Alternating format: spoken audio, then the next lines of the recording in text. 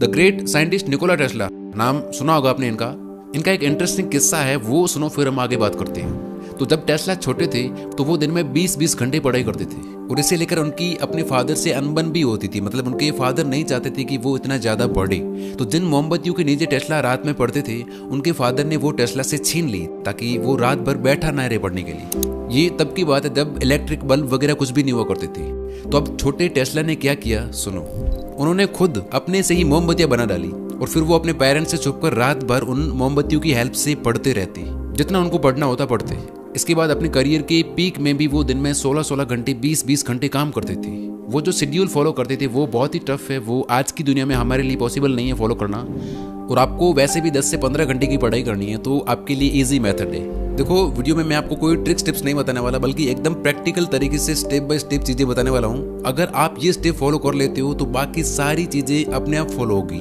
ज्यादा घंटे पढ़ना, याद रख लेना, ज्यादा चैप्टर्स पढ़ना, सिलेबस टाइम पे खत्म करना, सब हो जाएगा। और इस बात की मैं आपको गारंटी देता हूँ कि ये 10 मिनट आपके कई दिन और हफ्ते बचाने वाले हैं। तो पेपर पेन लेके बैठो, शुरू करते हैं। स्टेप नंबर 1, इन भाई साहब ने बिना किसी कोचिंग के, बिना किसी पहले की हुई पढ़ाई के डेली 15 घंटे पढ़कर सिर्फ 2 महीने में सीए एग्जाम क्रैक किया है। ये इतना नहीं पढ़ पाते अगर इनके पास ऑलरेडी कोई प्लान नहीं होता तो स्टेप नंबर 1 है प्लान बनाओ। अब एकदम परफेक्ट या एकदम स्ट्रिक्ट तो नहीं, बट आप मोटा मोटा लिख सकते हो। जैसे इनका शेड्यूल ये रहा, इसे देख के आपको एक आइडिया मिल जाएगा। उन्होंने इस तरह 15 घंटे स्टडी की है, लेकिन आपको अपने अनुसार देखना है कि आपको कितने घंटे पढ़ना है। बिकॉज देखो विदाउट प्लानिंग आपका मन नहीं मानेगा, आप डिस्ट्रैक्ट हो जाओगे। लेकिन अगर सब पहले से क्लियर है कि कल क्या पढ़ना है, किस टाइम स्लॉट में पढ़ना है, तो अगले दिन उठते ही आपकी एनर्जी सोचने में और ओवर थिंकिंग करने में नहीं जाएगी कि यार आज क्या पढ़ूं, कहाँ से पढ़ूं। 10 मिनट लगेंगे, रफली लिख दो चीजें। Step number 2, motivation. बिना मोटिवेशन के आप किसी चीज में टिक नहीं सकते। अभी हो सकता है आपको लग रहा है कि मुझे पढ़ना है, मुझे मेहनत करनी है, पर दिक्कत ये है कि ये मोटिवेशन, ये फीलिंग, ये जोश कुछ टाइम बाद ठंडा पड़ जाता है। तो ये मोटिवेशन या माहौल कैसे बना रहे, इसके कुछ तरीके हैं। नंबर 1 है आपका वाई, कि आपको क्यों करना है, इसे करने से क्या होगा। जैसे कि मैं ये बन जाऊंगा या फिर मुझे इतने मार्क्स आ जाएंगे तो कैसा लगेगा, वो चीज विजुअलाइज करो। नंबर 2 है घंटा 1.5 घंटा पढ़ने के बाद खुद को रिवॉर्ड दो। नंबर 3, आप किसी मूवी या वेब सीरीज का सीन देख सकते हो, किसी का इंटरव्यू देख सकते हो, जैसा भी आपको बनना है। मोटिवेशनल सॉन्ग भी सुन सकते हो। नंबर 4, बड़ा सपना पाल लो। जो किसी ने नहीं किया वो मैं करूंगा, जो मेहनत मैंने आज तक नहीं करी है वैसे करूंगा, देखते हैं क्या होता है, मेरी लिमिट्स क्या है। नंबर 5, किसी रिश्तेदार ने ताना मार दिया, किसी ने कुछ कह दिया, कोई इग्नोर मारता है, टाइम पे रिप्लाई नहीं करता है, कोई वैल्यू नहीं करता है, या फिर आपकी फैमिली की फाइनेंशियल कंडीशन हो सकती है, आपके हालात हो सकते हैं, बहुत सी चीजें हैं। हम किसी भी चीज को मोटिवेशन बना सकते हैं। और देखो इन चीजों से एक किक मिलती है, अंदर से मोटिवेशन और इमोशंस आते हैं। इमोशंस यानी एनर्जी इन मोशन। तो इस एनर्जी को यूज करो पढ़ाई करने में। और एक बार जब आप पढ़ने बैठ गए, शुरू कर दिया पढ़ना, तो फिर बाद में उसे कंटिन्यू करना बहुत ही आसान है। तो प्लान बना लिया, मोटिवेशन आ गया। अब आती है तीसरी चीज। एक राजा अपने सिपाहियों के साथ अपने घर आ रहा था, लेकिन उन्होंने सुन रखा था कि रास्ते में एक आइलैंड आता है जहाँ से मायावी आवाजें आती है, जो इतनी अट्रैक्टिव होती है कि कोई भी इंसान उस तरफ जाने से खुद को रोक ही नहीं सकता। और वो आवाजें बेसिकली एक ट्रैप होता है, धोखा होता है कह सकते हैं, जिससे लोग वहां जाते हैं और मारे जाते हैं। अब क्योंकि राजा सेफली घर पहुंचना चाहता था तो उसने सिपाहियों को बोला कि सारे लोग अपने कान बंद कर दो, और क्योंकि मुझे वो आवाजें सुननी है तो मेरे कान खुले रहेंगे, लेकिन मुझे खंबे से बांध दो। उसके बाद मैं कितना ही बोलूं, कितना ही आदेश दूं कि मुझे खोलो, मुझे नहीं खोला जाएगा। तो वही हुआ। वो जब वहां से गुजर रहे थे तो उस आइलैंड से परियों की वो आकर्षक आवाजें, मायावी आवाजें आने लगी। राजा ने बोला मुझे खोलो, मुझे वहां जाना है, लेकिन उन्होंने नहीं खोला और वो सेफली घर पहुंच गए। आप भी कहीं ना कहीं पहुंचना चाहते हो, कुछ ढंग का करना चाहते हो लाइफ में, लेकिन कुछ आवाजें आपको डिस्ट्रैक्ट करती हैं, कहीं और ले जाती हैं, और वो है मोबाइल के नोटिफिकेशंस, लोग और आपका मन, जो आपसे फालतू चीजें करवा के मजा लेना चाहता है, झूठी ओवरथिंकिंग के थ्रू कहीं और ले जाता है। अब मैं आपको वो ज्ञान तो क्या ही दूं, आपको ऑलरेडी पता है कि आपको क्या करना है। अपना फोन घर वालों को दे दो, लॉक कर दो, डिलीट मार दो social media apps, internet of करके रख दो। और पढ़ाई के वक्त ओवर थिंकिंग का इलाज ये है कि जैसे ही इसका एहसास हो वापस प्रेजेंट में आ जाओ, क्योंकि विचारों की दुनिया एक झूठ है और इसका कोई अंत नहीं है। और लोगों को साफ मना बोल के रखो कि ये पढ़ने का टाइम है तो डिस्टर्ब मत करो। यस यस बोल के आप अपने पीछे लोग लगाते हो जो आपका वक्त और एनर्जी खाते हैं, सीधा नो बोलो। उनको बुरा लगेगा, पर्सनली लेंगे, पर करना पड़ेगा। आज के टाइम पास को, आज के डिस्ट्रैक्शंस को मना करोगे तो ही कल के सेलिब्रेशन को हाँ कर सकोगे। Step number 4, space.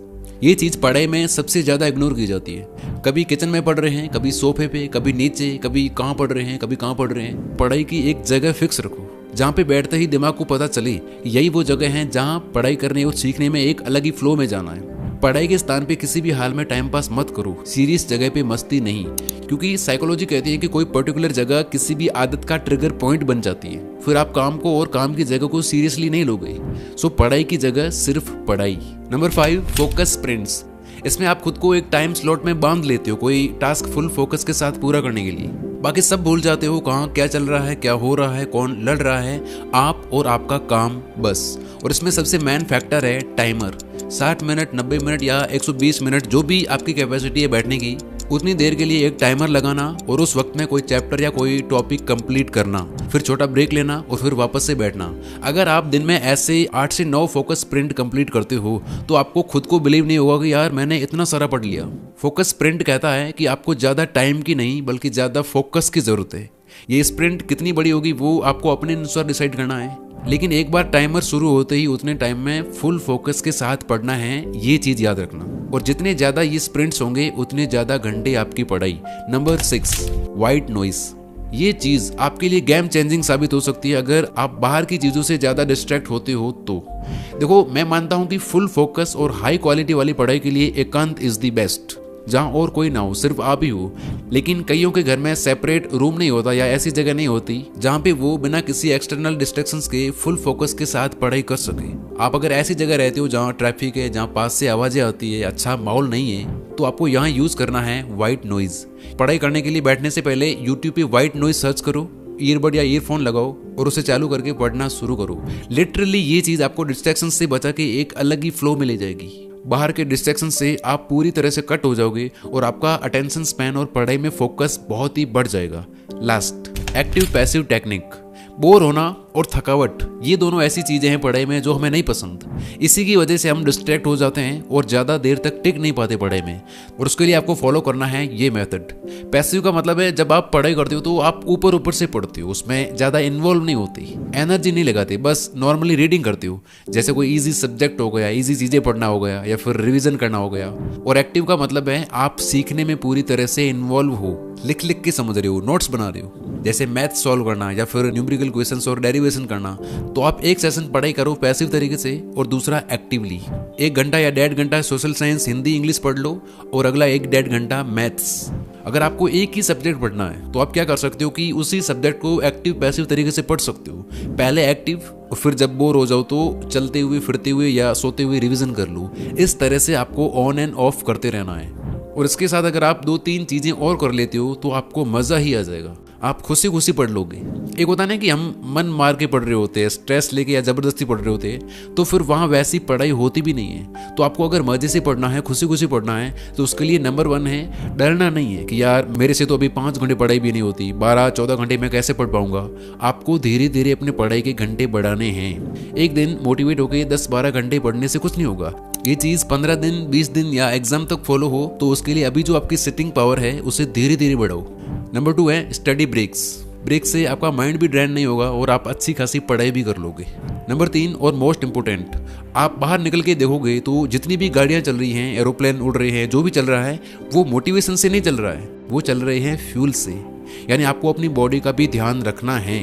इसके लिए एक अच्छी डाइट, दूसरा पढ़ते टाइम पास में वाटर हो, ये सबसे ज्यादा इंपॉर्टेंट है बॉडी और ब्रेन को हाइड्रेट और फ्रेश रखने के लिए। तीसरा प्रॉपर नींद और चौथा एक्सरसाइज या स्पोर्ट्स, कम से कम 15 मिनट, और साथ में अगर मेडिटेशन वगैरह भी करते हो तो और अच्छा है। एंड फाइनल पॉइंट, आप सब कुछ कंट्रोल नहीं कर सकते, चाहे आप कुछ भी कर लो।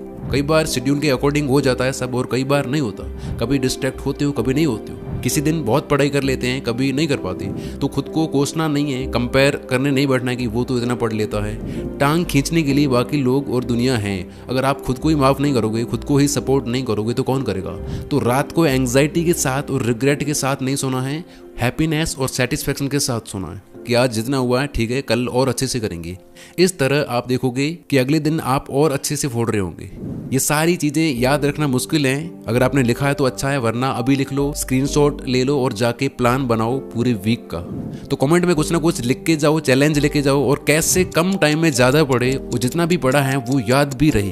यानी 12 घंटे वाली पढ़ाई अगर आपको 6 घंटे में करनी है और अच्छे से करनी है तो उसके लिए ये वीडियो देख सकते हो या बाद के लिए भी सेव कर सकते हो, बिकॉज आपके टाइम से कोई भी वीडियो, कोई भी न्यूज़ कीमती नहीं है। Wish you all the very best. Thank you so much for watching this video.